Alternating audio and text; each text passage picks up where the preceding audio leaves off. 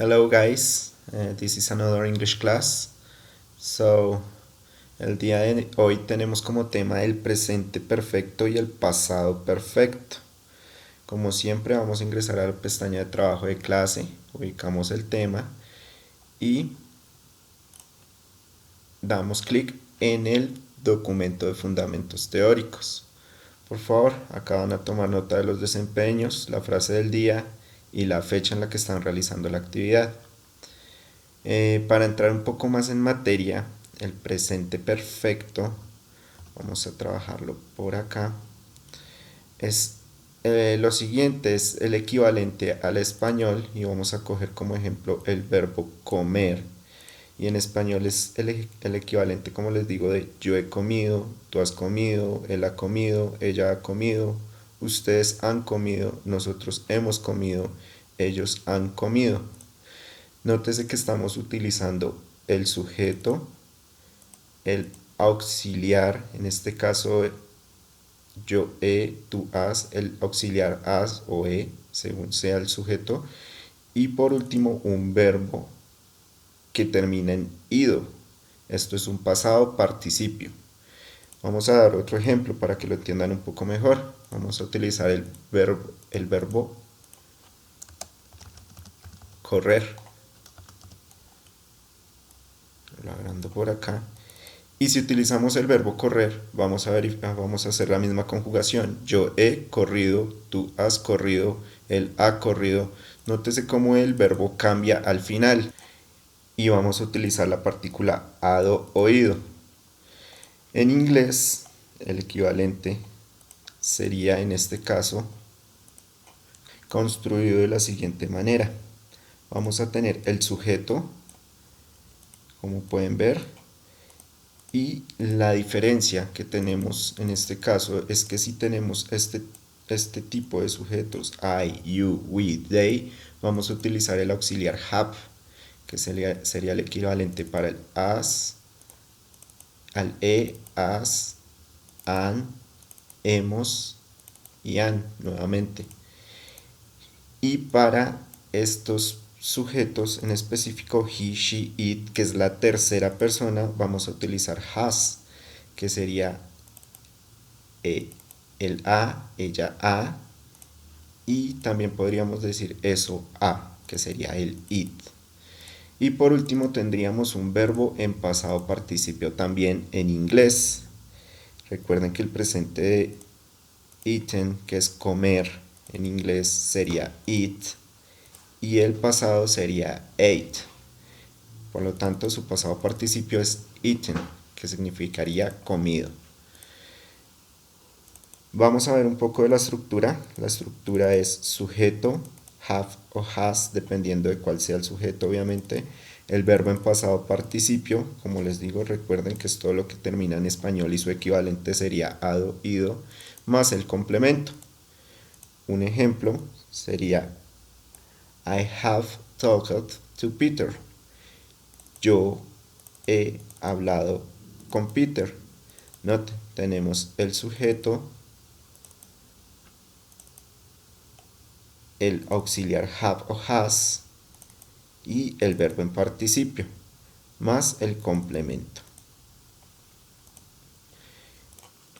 Por otro lado, tenemos la forma negativa, que esta pues no difiere mucho de su forma afirmativa. La única diferencia es que vamos a agregar el not después del have o has, según sea, para pues crear esta forma negativa. Estaría el sujeto, have not, verbo en pasado participio más el complemento. I have not talked to Peter. Yo no he hablado con Peter. Noten que este es un verbo en pasado participio en español que termina en ado. Finalmente vamos a tener nuestra estructura en interrogativo.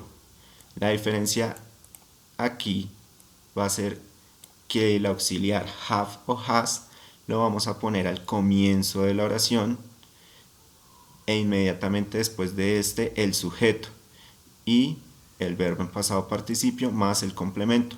Nunca olviden por favor el signo de pregunta. Este traducido literalmente al español sería como si pusiéramos esa partícula e delante del sujeto también. He yo hablado con Peter. Suena un poco más extraño en español, pero sería su equivalente. Sería have I talked to Peter. He yo hablado a Peter. Acá nos hizo falta nuestro signo de pregunta y quitar este punto. Como se dan cuenta, este es un tema un poco fácil de manejar si lo asociamos. Tener muy presente el uso del have o has según sea necesario el uso del sujeto. Y vamos a revisar en nuestra plataforma el documento. Toda esta información teórica es toda la explicación que les acabo de dar acerca del presente perfecto. Tengan en cuenta que el presente perfecto también tiene en su forma de pasado participio algunos verbos irregulares. Tanto en español también existen como en inglés. Por ejemplo, be, que significa ser o estar, en pasado sería was or were, y este sería el equivalente en español a estaba o estaban. Y en pasado participio se diría sido. Nótese que esto es un verbo irregular, igual que do. Do, que significa hacer, en este caso es do, did, done. En español sería hacer, hice, hecho. Nótese que también existe la diferencia en algunos verbos.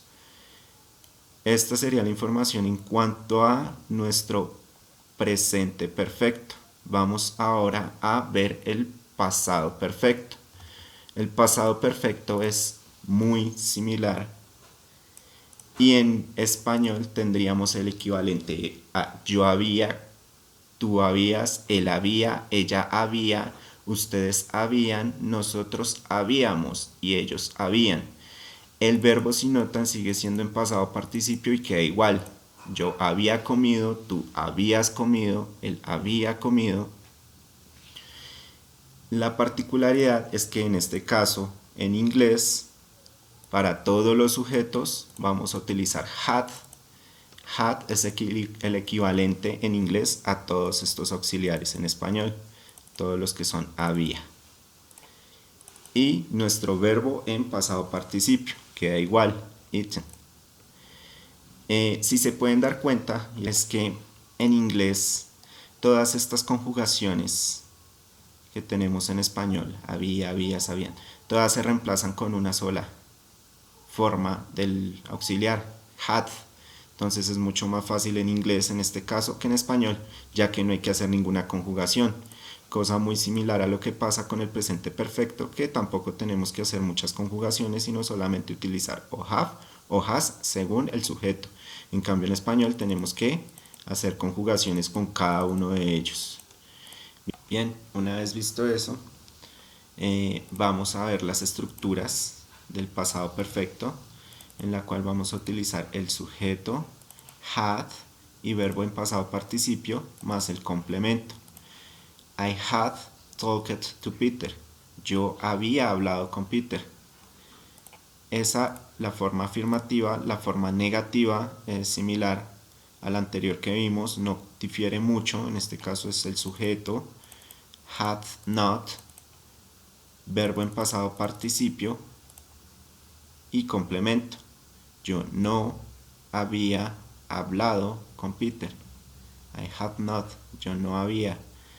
En la estructura del interrogativo vamos a hacer lo mismo que anteriormente, invertir el auxiliar had al comienzo de la oración, seguido del sujeto, verbo en pasado participio y complemento. Nuevamente que no se nos olvide el signo de interrogación. Had I talked to Peter? ¿Había yo hablado con Peter? Bien, una vez visto esto, muchachos, vamos a revisar nuevamente el documento de fundamentos teóricos. Allí también tenemos pues una explicación del pluscuamperfecto o pasado perfecto que acabamos de ver. Hecho esto, los invito si quieren a que revisen también este video adicional para que refuercen un poco los conocimientos y pasemos a la actividad de clase una vez hecho esto. Y lo que vamos a hacer es lo siguiente: como se acaban de dar cuenta, ingresé al link, al formulario que vamos a realizar. Eso es un cuestionario.